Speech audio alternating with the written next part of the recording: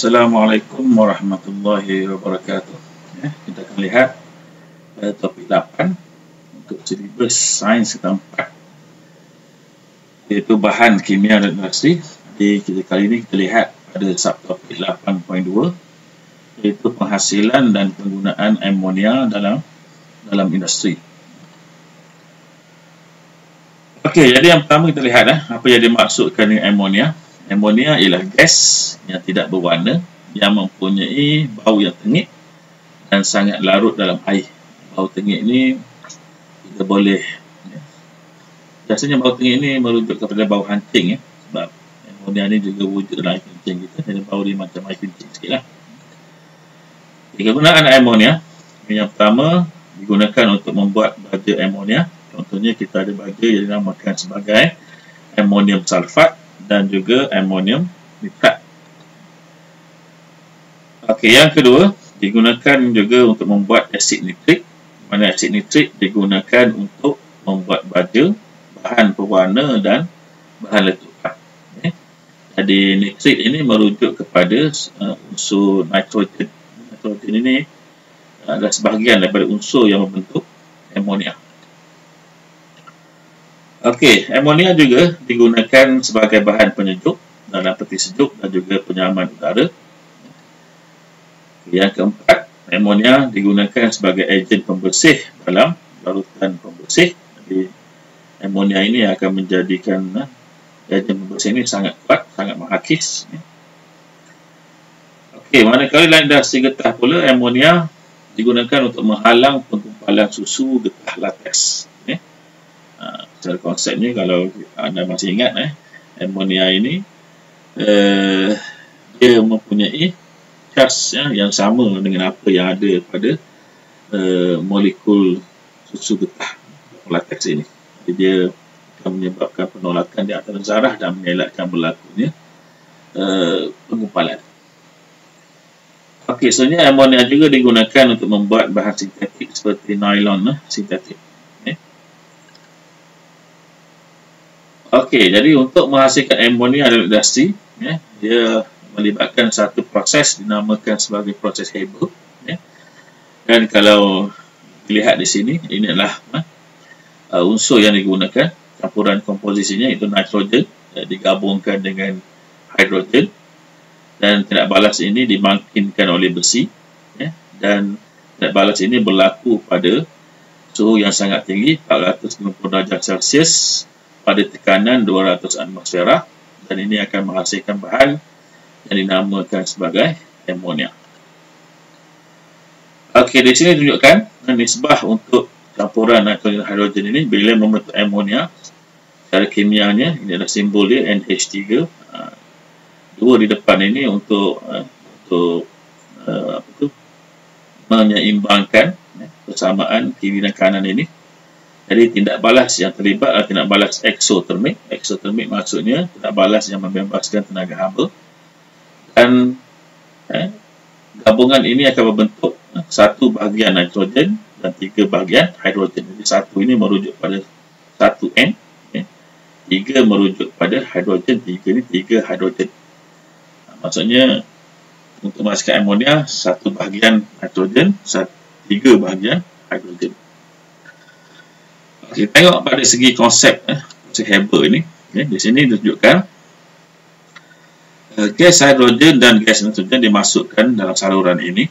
Jadi dia akan menghasilkan campuran nitrogen dan hidrogen. Kemudian dia akan melalui dimampatkan antara dua gas ini, dan dilalukan melalui kebuk tindak balas. Di dalam kebuk ini ada mangkin besi, sebut besi. Dalam kebuk ini suhunya adalah 450 darjah Celsius dan tekanannya 200 atmosfera. Dan selepas melalui kebuk tindak balas ini, gabungan berlaku di antara nitrogen hidrogen membentuk amonia. Ini akan disejukkan dan akan menghasilkan cair amonia.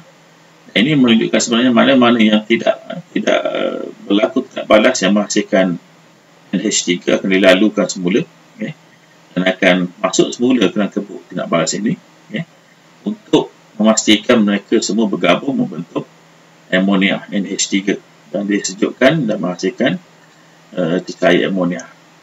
Gas nitrogen dan hidrogen yang tidak balas ini akan membentuk amonia dalam bentuk cecair selepas bahan ini disedupkan. Jadi gas bertukar menjadi cecair melalui proses kondensasi.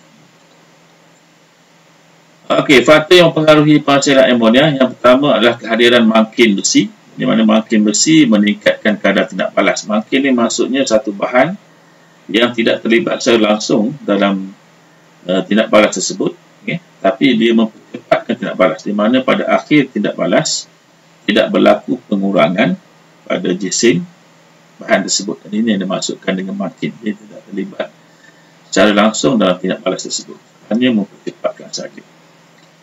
Yang kedua, suhu, di mana proses Haber adalah proses berbalik. Berbalik maksudnya dia boleh menghasilkan semula, amonia boleh menghasilkan semula gas nitrogen dan juga hidrogen.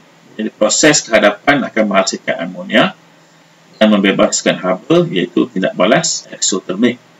Secara berlawanannya, bila dia ke belakang, dia akan menghasilkan semula nitrogen dan juga hidrogen. Yang kedua, apabila suhu tinggi, amonia akan terurai kepada nitrogen dan hidrogen dan seterusnya mengurangkan penghasilan amonia. Okay, maksudnya suhu ni, kalau kita tengok pada, masih ingat pada gambar rajah tadi adalah suhu 450 darjah, rasa itu yang terbaik.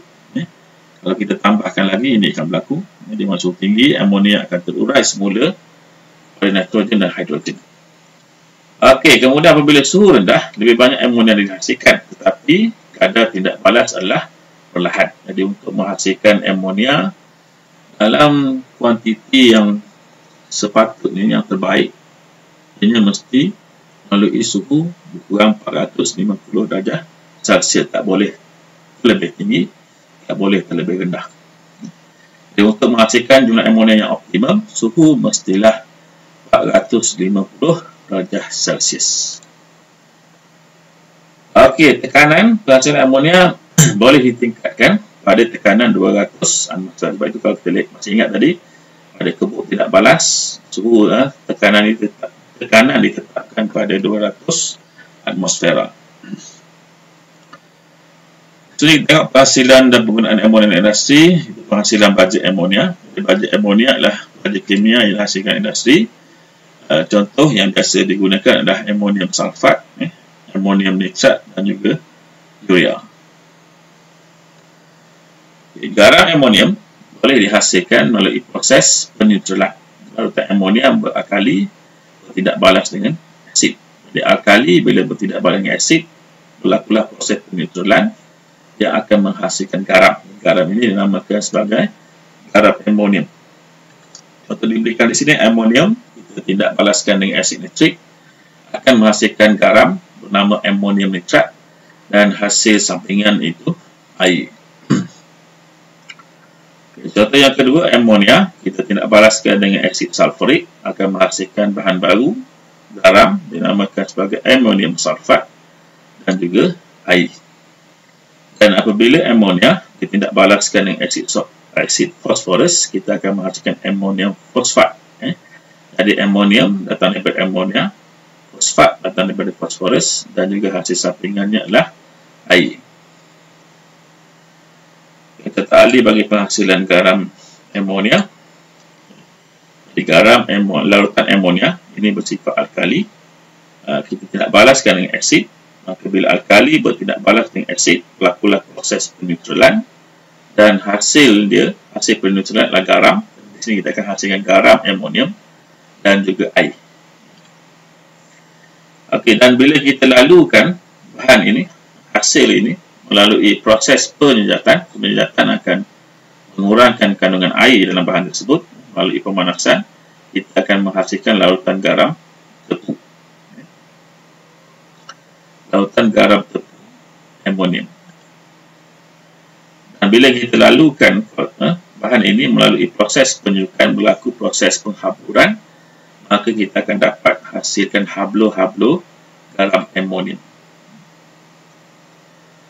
Okey, untuk pembuatan baja urea pula, urea ini merupakan sejenis baja yang digunakan dalam pertanian. Biasanya digunakan dalam industri getah dan juga kelapa sawit. Dihasilkan daripada